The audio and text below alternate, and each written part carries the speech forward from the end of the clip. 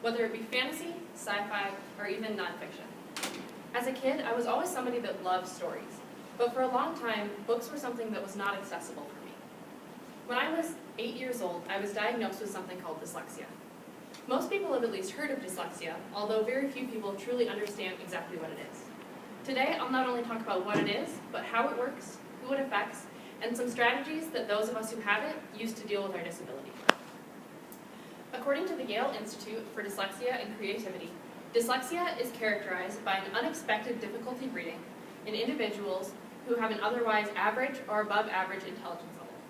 As with most things, dyslexia is a spectrum, so it's worse for some people than others. Because of this, someone can be diagnosed with dyslexia at any stage of their life. Mine is more severe, hence I was diagnosed when I was 8, but for some people, they may be able to make it all the way through high school with passing grades, but they'll find that they have trouble excelling, and later find that they have trouble doing things that most people have an easier time with. According to the International Dyslexia Association, dyslexia is caused by a person using different and more portions of their brain to process language. Because language, written language, is a social phenomenon, there's no particular part of our brain that has evolved to process it. When someone with dyslexia has a brain scan done while they're reading, we see the opposite side of their brain as to what we would consider standard light up, as well as more regions of their brain, indicating that we have a harder time processing the words that are on the page. Dyslexia is most often genetic, meaning that it tends to run in families.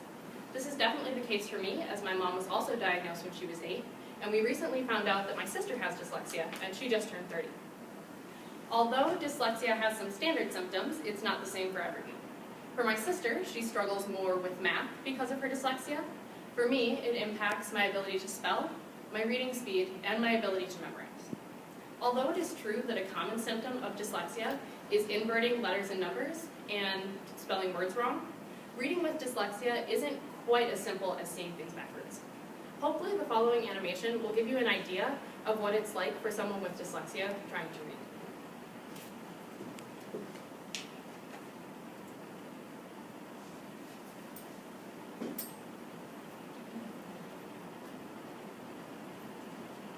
As you can see, the letters don't only invert, but they tend to move around in the word. Sometimes the letters multiply, and sometimes there's less of them. Certain words like form and from, because they have the same letters and look very similar, are incredibly hard for us to read. Because there is currently no cure for dyslexia, several systems have been developed to teach people with dyslexia how to read. One of the most commonly used systems is called the Clare-Barton method. According to the Clare-Barton method's official website, the system works by combining reading and spelling into one related topic, whereas in a traditional classroom setting, they would separate it. In a 3-month study that was done in Florida, the average student increased at least 1 reading level over the 3 months. I myself increased 2 full reading levels in the summer between my 3rd and 4th grade years using this method. Because there is no cure for dyslexia, and I will be living with it for the rest of my life, there are certain things that I do on a daily basis to make learning easier for me. One of those things is inverting the colors when I'm reading. As you can see on the slide behind me, there's a black background and white letters.